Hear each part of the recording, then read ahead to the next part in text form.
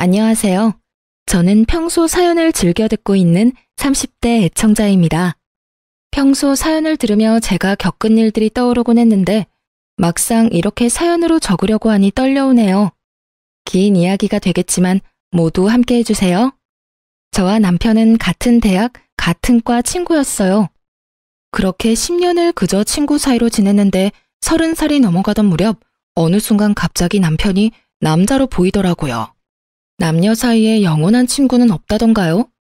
남편 역시 저와 마음이 통했는지 그때쯤부터 저를 특별하게 대해주었고요.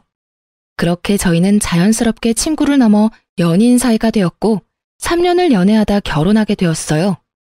사실 사귄 지 1년쯤 됐을 때 결혼하려고 준비를 한 적이 있었어요.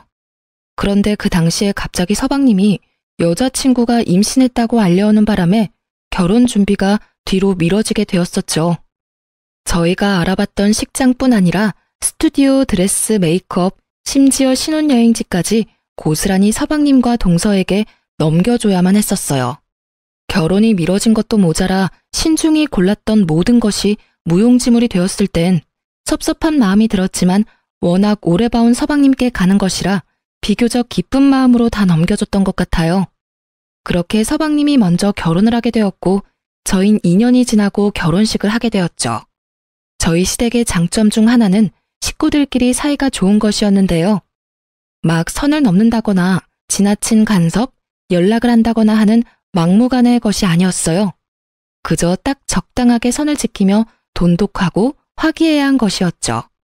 시부모님들도 다 좋으셨고 서방님 역시 저를 잘 따르고 잘 대해주었죠. 딱 한 사람, 동서만 빼고요. 저와 동서는 결혼하기 전에도 그렇고 결혼하고 난 뒤에도 딱히 부딪힌다거나 얼굴 붉히는 일조차도 없었는데 왜인지 모르게 동서가 저를 싫어한다는 느낌이 계속 들더라고요. 그 느낌은 제가 결혼을 하고 난 뒤 더욱 강하게 느껴지더군요. 누구 때문에 제 결혼이 2년이나 미뤄졌는데 모든 사실을 다 알고 있는 동서가 저에게 고마워하기는커녕 적대적인 감정을 숨기지 않으니 저 역시 동서에 대한 마음이 곱지 않았어요. 그렇게 동서와 저 사이엔 묘한 기류가 맴돌았고 결국 그 감정이 폭발하는 날이 오고야 말았죠. 그날은 제삿날이었고 전 반차를 쓰고 시댁으로 향했어요. 큰 불만은 없었어요. 시댁은 제사가 많은 집안이었는데 제가 시집 오던 해에 어머님께서 다 없애시고 1년에 2번만 하자고 해주셔서 큰 부담이 없었거든요. 전 생각했던 것보다 일찍 시댁에 도착해 먼저 제사 음식을 준비했고 1시간쯤 지나니 동서가 아이를 데리고 오더군요. 아이도 아직 어리고 하니 동서에게 일을 시킬 생각 따윈 없었기에 전 간단한 인사만 나누고 주방에서 하던 일을 계속하고 있는데 동서가 아이를 안고선 쭈뼛쭈뼛 주방으로 오더라고요. 이리저리 날뛰고 싶어 안달이 난 아이를 안고선 말이죠. 어찌나 그 속이 훤히 보이던지 시집살이 무언지 제대로 알려줄까 하고 고민이 다 되더군요. 하지만 일하기 싫어 안달인 사람 붙잡고 일을 시켜봤자 뭐하나 하는 생각도 들고 그렇지 않아도 힘든데 괜한데 힘을 빼고 싶지 않아 그냥 아무 말도 하지 않았어요. 자신이 그렇게까지 하면 들어가서 쉬어라는 말이라도 할 줄 알았는지 동서는 이러지도 저러지도 못하고 서서 제 눈치를 살피더군요. 저는 끝까지 아무 말 하지 않고 제 앞에 놓은 산더미 같은 일에 집중하는 척을 했고 그런 저를 바라보던 동서는 이윽고 자기 아들 다리를 꼬집어 울려버렸어요. 제 눈으로 보고도 참 믿기지 않더군요. 아무리 상황이 그렇다고 해도 어떻게 자기 아들 다리까지 꼬집어 울릴 수가 있는 건지 제가 봤다는 생각은 전혀 하지 못하는 건지 동서는 소름이 끼치는 연기를 펼치기 시작하더라고요. 어머, 넌 또 왜 울어? 형님, 죄송해요. 저도 좀 도우려고 일찍 온 건데 아무래도 애가 울어서요. 방에 데리고 가서 좀 달래줘야 할 것 같아요. 연기력이 얼마나 출중한지. 만약 제가 동서가 꼬집는 장면을 목격하지 못했다면 깜빡 속을 만한 연기력이었어요. 황당한 전 아무 대답도 하지 못하고 있었고 까무러치듯 우는 아기의 소리가 들리자 어머님이 나오시더라고요. 우리 손주 왜 울어? 둘째야, 넌 애가 우는데 여기서 뭐하니? 들어가서 애나 달래렴. 원래 애가 어릴 땐 일하고 싶어도 못하는 거야. 네? 그래도 형님 혼자 일하시는데 저 혼자 들어가기 좀 그래서요. 아유, 됐어. 뭘 그런 눈치를 보고 그래? 눈치 주는 사람도 없는데. 아, 그게 어머님, 그렇긴 하지만 아무래도 형님 혼자 하시니 제 마음이 좀 불편해서요. 이렇게 말하며 동서가 절 보는데 모르는 사람이 보면 제가 눈치 줬다고 오해하기 딱 좋은 눈초리더라고요. 어머님 역시 동서의 뜻대로 저를 오해하셨는지 저를 빤히 보시기 시작하는데 이대로 참고만 있을 일은 아니다 싶더군요. 전 저를 향하는 시선을 무시한 채 일어나 손을 씻고 동서에게 다가갔어요. 그리곤 동서가 꼬집었던 허벅지를 보여주며 이렇게 말했죠. 동서, 조심 좀 하지 그랬어. 아까 동서가 여기 살 찝는 것 같던데. 여기 봐봐. 아직 빨갛네. 조심 좀 해. 얼마나 아팠으면 애가 까무러치면서 울겠어? 그리고 내가 무슨 말 했어? 난 아무 말도 하지 않았어. 들어가서 아들 먼저 달래줘. 갑자기 꼬집혀서 아픈 건 둘째치고 애가 많이 놀랐겠어. 제 말에 동서는 제가 봤다는 사실을 깨달았고 아이의 허벅지보다 더 붉어진 얼굴을 하고 고개를 숙이더군요. 어머님은 계속해서 찡찡거리는 아이를 안고 방으로 가신다며 주방을 벗어나셨고요. 어머님이 들어가신 후 동서는 숙였던 고개를 획 들더니 화를 내며 저에게 따지기 시작하더군요. 형님, 꼭 이렇게 제 망신을 주셔야 해요? 이왕 모른 척 해주셨으면 끝까지 모른 척 해주시면 되잖아요. 아니, 애초에 저한테 들어가서 쉬라고 한마디 해주셨으면 이런 일까지는 없었잖아요. 적반하장도 유분수지. 누가 누구한테 따지고 드는 건지 모르겠더라고요. 저 역시 참고 또 참고 있는 터라 더는 인내가 남아있지 않았고 오늘이 날이구나 하는 마음으로 동서의 말을 받아쳤어요.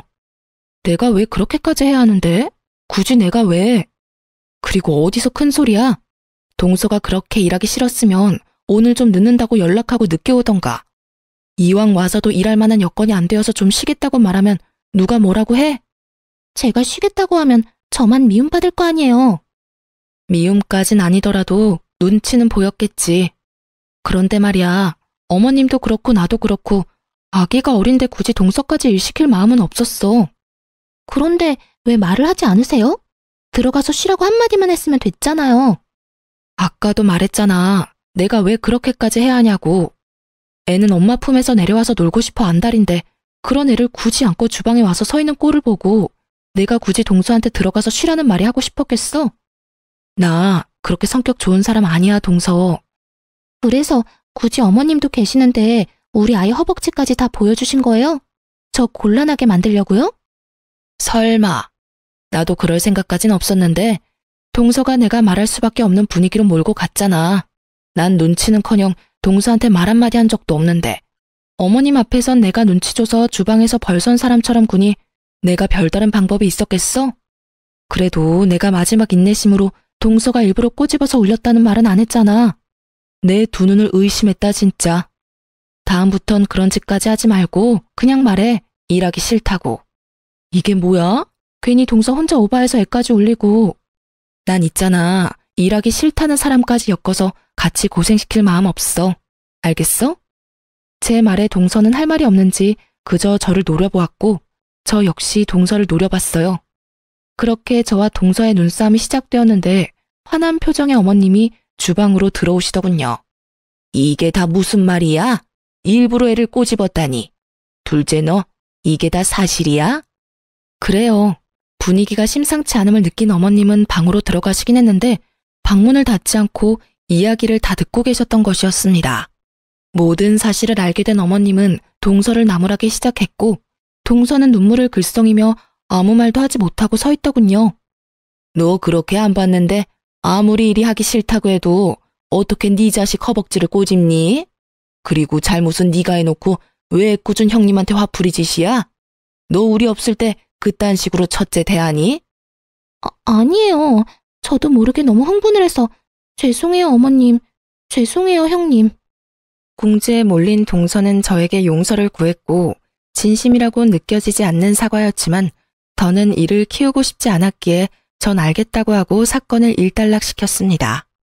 제사 사건이 있고 난 후 동서는 아예 저를 무시하기 시작하더군요. 다른 사람들이 있을 땐 더없이 깍듯하고 살갑게 굴었지만 아무도 없을 땐 아예 눈길을 주지 않는 이중적인 행동을 이어나갔어요. 저 역시 동서와 똑같이 행동해줬고 자주 마주치는 일이 없었기에 크게 신경 쓰지 않고 지냈죠. 그러던 어느 날 집에 큰일이라면 큰일이 생겨났어요.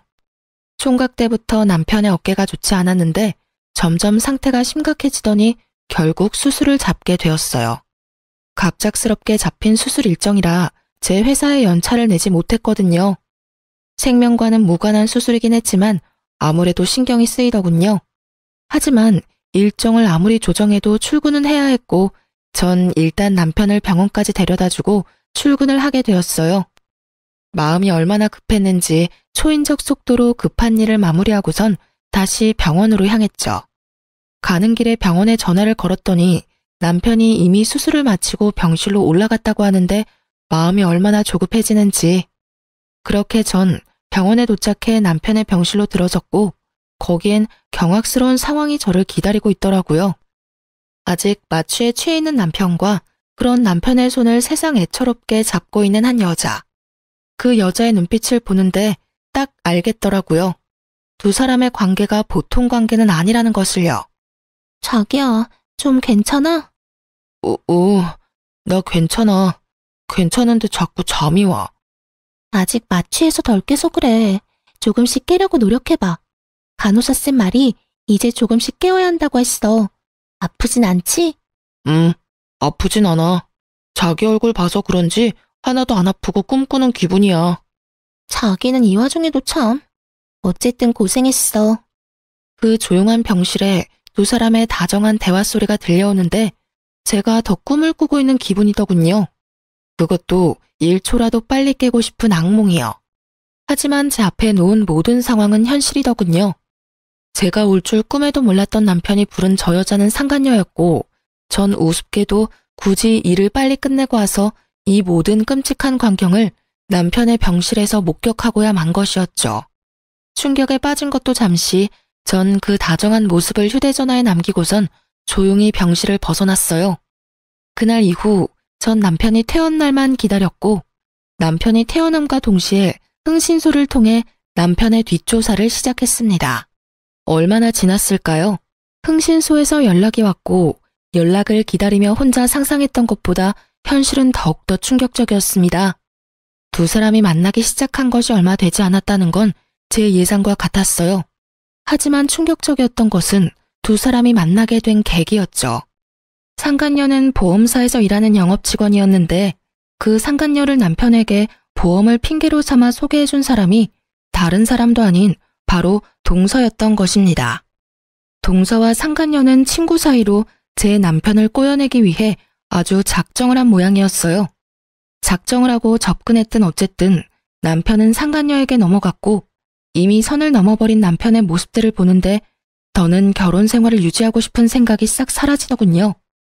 흥신소에서 건네받은 사진을 한 장씩 넘겨보는데 남편의 미소를 볼 때마다 제 억장이 무너지더라고요. 그렇게 눈물을 흘리며 증거들을 보는데 제 이막이 열리는 듯 주인공이 남편에서 동서로 바뀌더군요.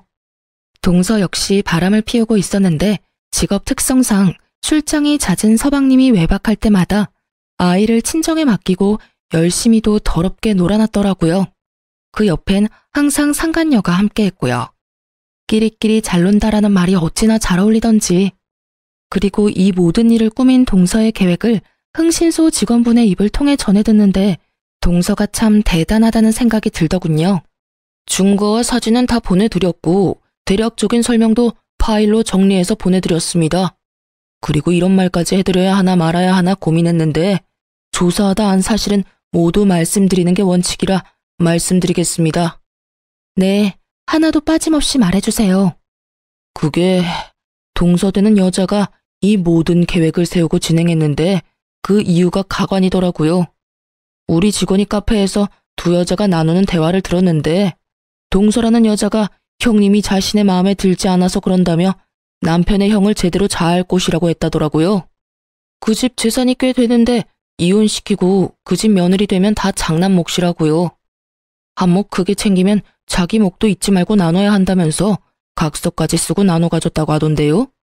물론 이 대화 내용도 모두 녹음했고 이 파일은 전화 끊는 대로 보내드릴 테니 확인해 보시면 될 것 같습니다. 하여튼 그 여자들 보통 여자들 아니니 사모님도 각별히 조심하시는 게 좋을 것 같아서 말씀드립니다. 아, 네. 감사합니다. 수고 많으셨어요. 전화를 끊은 저는 다시 한번 동서의 대범한 행동에 감탄을 금치 못했어요. 제가 아무리 마음에 들지 않는다고 해도 형님 자리를 바꿀 생각을 한다니.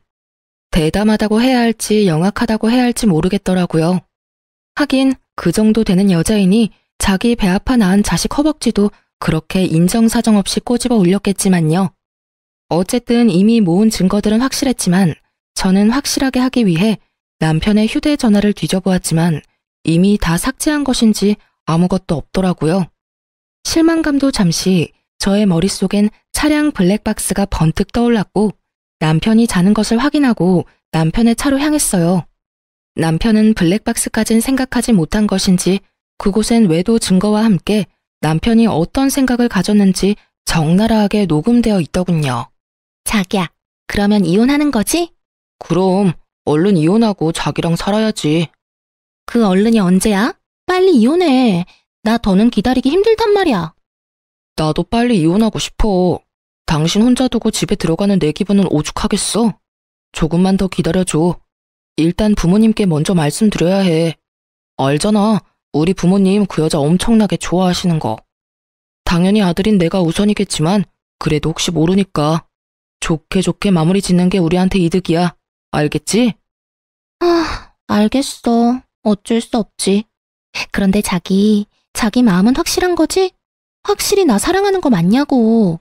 혹시 사는 건 그 여자랑 계속 살고 나랑은 바람만 피우면서 즐길 생각은 아니지? 그런 말이 어디 있어? 내가 자기를 얼마나 사랑하는지 몰라서 그런 말을 해? 아니, 말만 그렇게 하고 이혼은 자꾸 미루니까 그렇지. 아니야.